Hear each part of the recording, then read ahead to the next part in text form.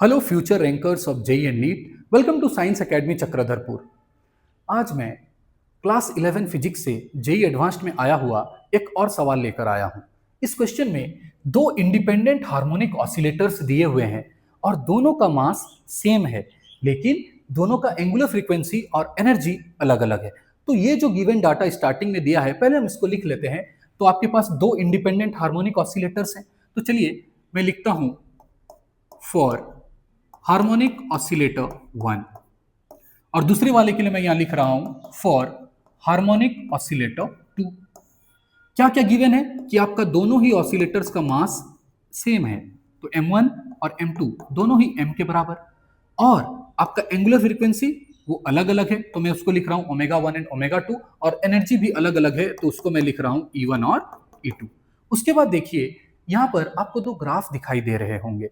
ये ग्राफ किसके किसके बीच में है? ये graph momentum versus position graph है, मतलब मोमेंटम और पोजीशन के बीच का ग्राफ दिया हुआ है। ये आपका फर्स्ट हार्मोनिक ऑसिलेटर के लिए है, जबकि ये आपका सेकंड हार्मोनिक ऑसिलेटर के लिए है। ठीक है, अब देखिए इसमें और भी कुछ डेटा गिवन है, जैसे कि a अपॉन बी ये आपका n स्क्वायर के बराबर दिया है, और a अपॉन r ये आपका n के बराबर दिया है। ठीक है, अब हमें ये डेटा का यूज करते हुए ये फाइंड करना है कि जो दो हार्मोनिक ऑसिलेटर्स हैं उनके एंगुलर फ्रीक्वेंसी के बीच में क्या रिलेशन बनेगा, और ये जो दोनों हार्मोनिक ऑसिलेटर हैं उनके एनर्जी के बीच में क्या रिलेशन बनेगा। मतलब यहाँ कौन कौन सा ऑप्शन सही होगा उसको हमें चेक करना है। ठीक है, तो देखिए अब सबसे पहले आपको इतना तो मालूम चल ही गया होगा कि हार्मोनिक ऑसिलेटर है तो ये जरूर एसएचएम से रिलेटेड होगा। तो एसएचएम में कुछ बेसिक फॉर्मूलाज होते हैं, पहले मैं उसको बता देता हूं। देखिए हमने एसएचएम में एनर्जी से रिलेटेड एक फॉर्मूला पढ़ा है कि half m omega square x square. ठीक है, अब मोमेंटम के लिए हमें एक फॉर्मूला मालूम है m इंटू वी, और तो और हमें यह भी मालूम है कि v is equals to r omega. देखिए मैं ये फॉर्मूला क्यों लिख रहा हूं, क्योंकि अगर हम मोमेंटम का सिर्फ m भी फॉर्मूला यूज कर दें तो यहाँ एंगुलर वेलोसिटी कहां आ रहा है, तो इसीलिए हम इस फॉर्मूला का भी यूज करेंगे। और ये फॉर्मूला क्या दिखाता है? Relation between linear velocity and angular velocity, that is v equals to r omega. अगर मैं ये दोनों को कंबाइन कर दूं तो हमारे पास आएगा p is equals to m into v, v की जगह मैं लिख दूंगा आर ओमेगा, तो हमारा फॉर्मूला बन रहा है एम आर ओमेगा। मतलब हम ये दो फॉर्मूला का यूज करेंगे और हम देखेंगे कि कौन सा ऑप्शन सेटिस्फाई कर रहा है। हमने देख लिया है कि हमारे पास अब दो फॉर्मूला है, एक एनर्जी का एक लिनियर मोमेंटम का। तो चलिए अब हम उसको लगाते हैं सबसे पहले हार्मोनिक ऑसिलेटर 1 में और उसके बाद हार्मोनिक ऑसिलेटर 2 में।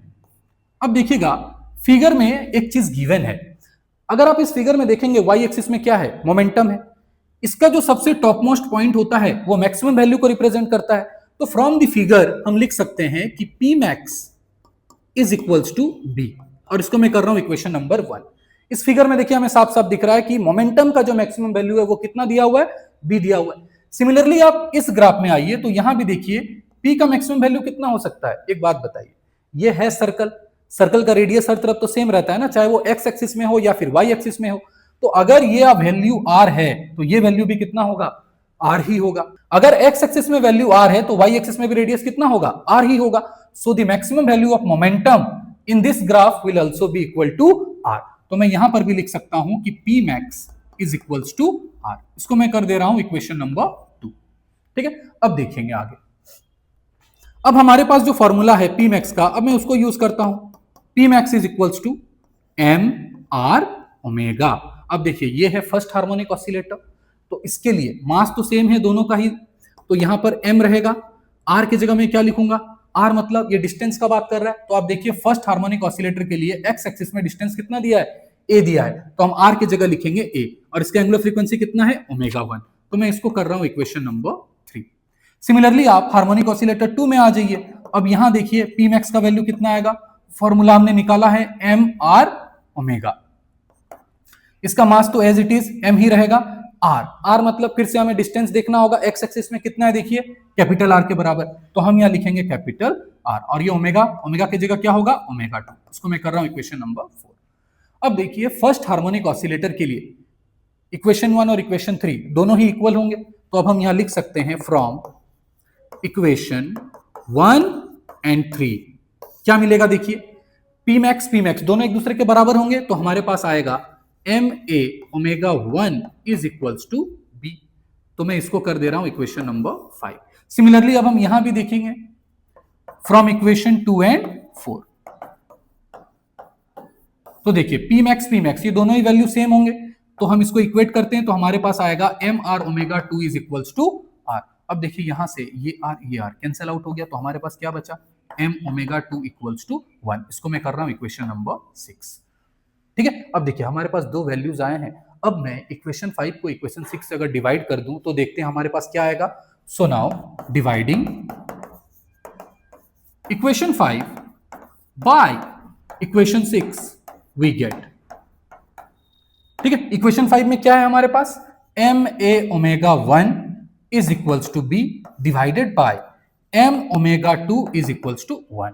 ठीक है, तो देखिए एम एम कैंसिल आउट कर गया, क्या बच रहा हमारे पास, A omega 1 by omega 2 is equals to B बच रहा है। अब देखिए अगर मैं इस ए को यहां नीचे ले आऊं तो हमारे पास क्या आएगा, omega 1 by omega 2 is equals to B upon A. ठीक है, और क्वेश्चन में ही देखिए यहाँ गिवन है a by b n square के बराबर है। अगर a by b n square के बराबर है तो b बाई ए क्या होगा, उसका उल्टा हो जाएगा। सो b बाई ए ये हो जाएगा 1 बाई एन स्क्वायर के बराबर। तो ओमेगा 1 बाई ओमेगा 2 किसके बराबर आ गया, 1 अपॉन एन स्क्वायर। तो यहाँ देखिए ऑप्शन में omega 1 into omega 2 equals to n square given है, तो ये तो मल्टीप्लाई करेंगे तो उस इक्वेशन को सेटिस्फाई करेगा ही नहीं, मतलब ये ऑप्शन सी जो है ये ऐसे ही गलत हो गया। अब देखिए दूसरा रिलेशन अगर आप देखेंगे तो ये ऑप्शन बी बच रहा है। यहाँ क्या दिया हुआ है, ओमेगा 2 बाई ओमेगा 1। अगर हम इसको चेंज कर दें, अगर हम इसको रेसिप्रोकल कर दें तो ये आएगा omega 2 by omega 1 equals to 1 upon n square, क्या हो जाएगा, एन स्क्वायर। तो हमारा करेक्ट ऑप्शन है ऑप्शन बी।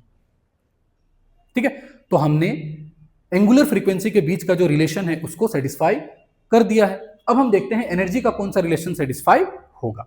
अब हम यूज करेंगे इस फॉर्मूला को, E is equals to half m omega square x square. ठीक है, इस फॉर्मूला का अब हम यूज करेंगे दोनों ही हार्मोनिक ऑसिलेटर्स के लिए। तो अब हम बात करते हैं फॉर हार्मोनिक ऑसिलेटर 1, इधर में हम लिखेंगे फॉर हार्मोनिक ऑसिलेटर 2। तो देखिए फर्स्ट हार्मोनिक ऑसिलेटर के लिए एनर्जी का वैल्यू क्या आएगा, हाफ, मास तो दोनों का सेम ही है तो m यहां हो जाएगा omega 1 square x. First harmonic oscillator के लिए एक्स एक्सिस में क्या वैल्यू गिवन है, a, तो हम उसको लिख देंगे a स्क्वायर। ठीक है, सिमिलरली अब सेकंड हार्मोनिक ऑसिलेटर के लिए हम लिखेंगे तो ये होगा E2 is equals to half, mass तो सेम है m, इसका एंगुलर फ्रीक्वेंसी कितना है, ओमेगा 2 का स्क्वायर, एक्स एक्सिस में देखिए इसका वैल्यू कितना गिवन है, r गिवन है, तो यहां हो जाएगा r स्क्वायर। ठीक है, तो हम इसको कर देते हैं फिर से अगेन इक्वेशन 1 एंड इक्वेशन 2। देखिए E1 और E2 दोनों का वैल्यू मिल गया है, अब क्या करेंगे, डायरेक्टली डिवाइड कर देंगे। तो E1 upon E2 is equals to half m omega 1 square a square divided by half m omega 2 square r square. अब देखिए हाफ हाफ कैंसिल आउट कर गया, m कैंसिल आउट कर गया, क्या बच गया हमारे पास, हमारे पास बच रहा है omega 1 square by omega 2 square into a square by r square.